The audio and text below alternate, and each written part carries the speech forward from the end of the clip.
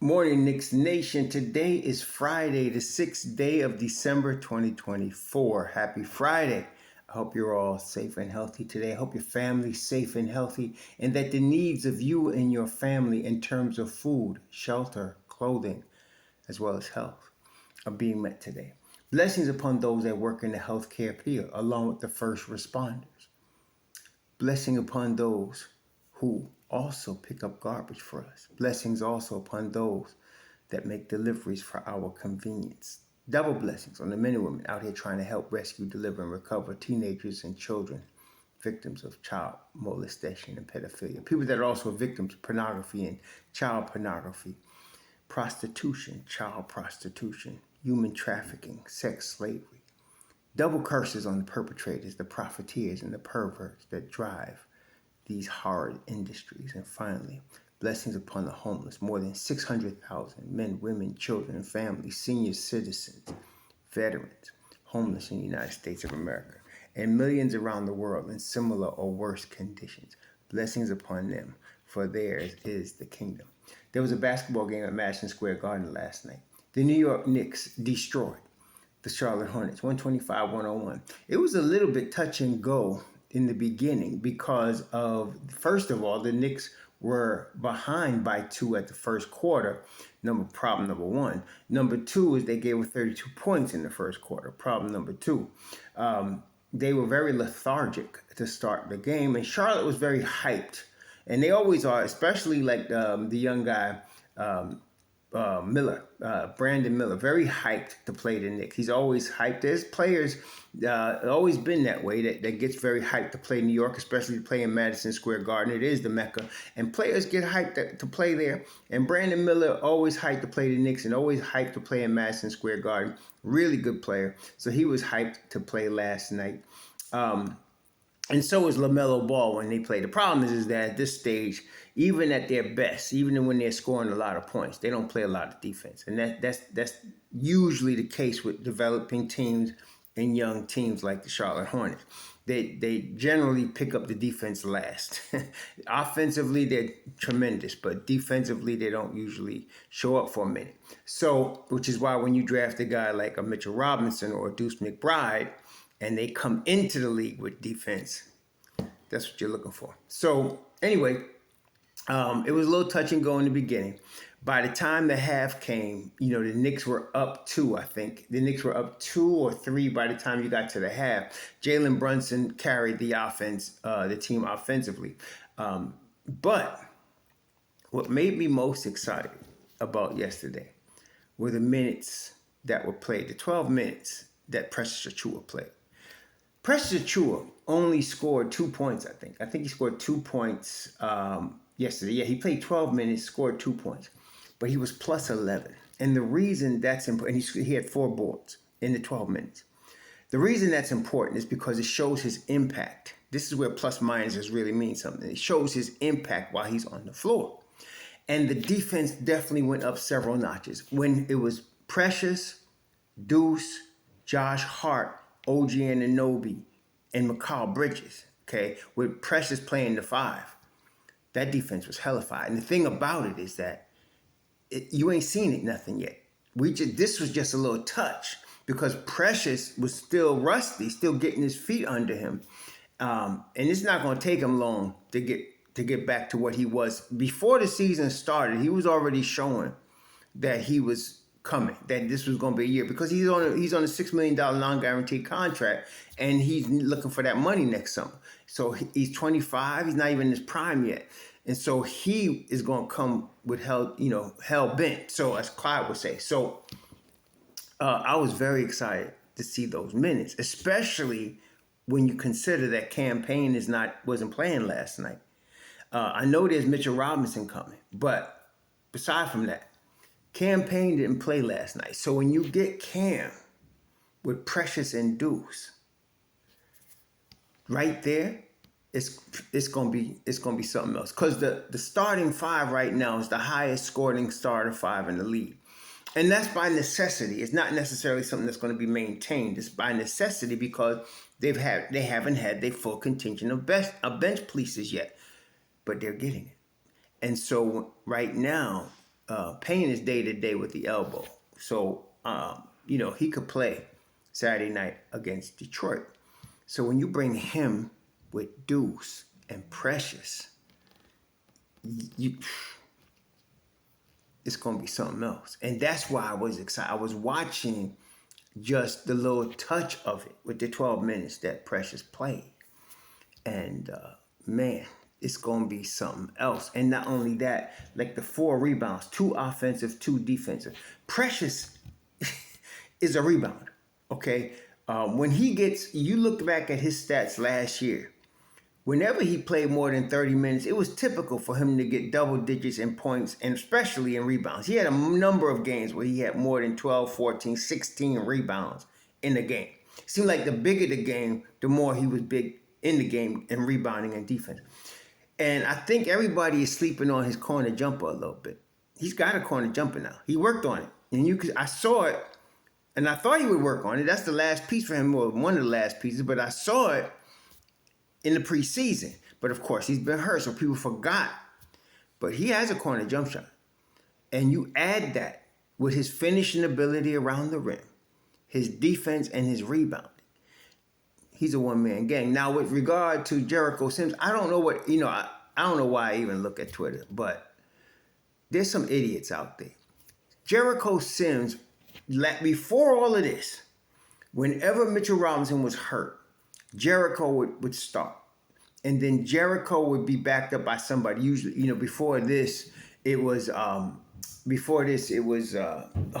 guy that we just lost. Anyway, it was the center we just lost. Y'all know who he is. And he's in Oklahoma City.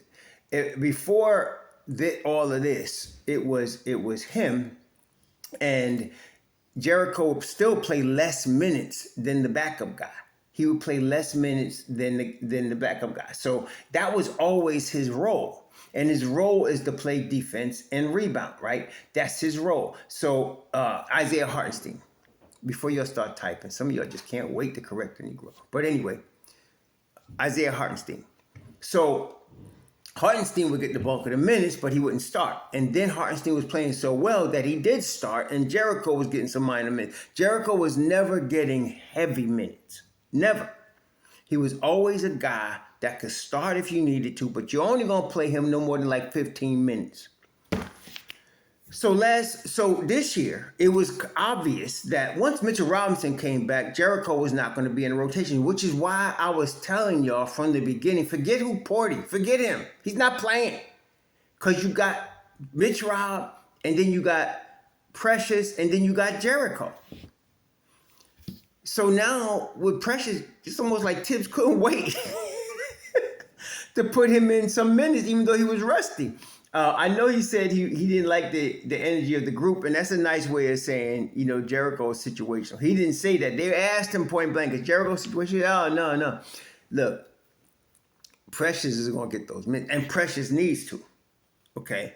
And Jericho becomes the third string guy. And the thing is about Precious that's going to be dynamic when Mitch Rock comes back, because Precious is a natural power forward, but he could play the 5. He can guard 1 through 5 on the floor. And that's what made it look so beautiful yesterday. You see, high-level NBA defense is when they're on a string, okay? It's not like every individual is guarding whoever's in his area. It's almost like matchup zone, but they're on a string, and they can switch with no problem, 1 through 5. That's what was going on with that group was out there. 1 through 5, they could switch, no weaknesses. Last night, one of the weaknesses defensively was Karl Anthony Towns. He was not calling out the defense. He was getting beat early, and it was frustrating to watch. He caught on later on, but Karl Anthony Towns' strength was never defense. It is Mitchell Robinson's, though, and it is Precious Achiuwa's. So when Precious came in there, and you had OG, McCall, which OG if OG is not all NBA defense, ain't should nobody be all NBA defense, but you got OG, McCall, Precious with Deuce and Hart. So when you start seeing more of that, and then you got the nerve to bring in Mitchell Robinson, this is going to be tough, y'all. To see the league, I've been telling y'all there's going to be hell to pay. Here we go. And this next game against Detroit is perfect. Detroit is an up-and-coming young team. Not, not up and coming where they're gonna make the playoffs. Right now, their championship is to get between 37 wins and 41 wins. That would be a championship for them. And I still think they could do that. But they're up and coming, they're hungry, they got enough veterans and enough young talent to make a little bit of noise. It's another good test to get Precious ready. Jericho saw 3 minutes last night. And one of the reasons is, he was a little slow getting he made some couple of bonehead plays, but no, it was because Precious is back. And the 12 minutes was Tibbs was very, very comfortable with Precious. He loves Precious because Precious is a Tibbs type of dude. Like I said, Jericho was always going to be the third string center. Nobody should be surprised by that. Nobody should be tripping. And another thing, all of these idiots out here saying, why is Tibbs playing guys when he's doing 40 minutes a game? Look, first off, he doesn't have his bench. Second of all, if you look past, just the last 24 hours and you look at the 4 years Tibbs has been coach of the Knicks, there have been a number of times where we've had 20-point leads and we've blown them because people start jacking up threes in the third or fourth quarter and come back. This is the league. That can happen anytime. Matter of fact, yesterday, did you see Seth Curry? He nailed 4 threes, like most of them was the fourth quarter. And that kind of thing is why you keep your guys in the game until you really have them crunched. And this ain't high school where, you're ahead 20 in the fourth and it's over. Or even in NCAA. This is the league. You could get a Seth Curry or Brandon Miller could go off in the fourth quarter and make this game a contest. So you want to make sure that that's done, which is why he played all of the, DMPCD dudes and the rookies 3 minutes, 2 minutes. That's when you're pretty secure about it. But this is the league. You can't take nothing for granted because they up 20 or 5 and going into the fourth. You just sit everybody. It don't work like that. This is the league, man. So, no. I'm glad I didn't even want them to score 100. So, that's how you do it.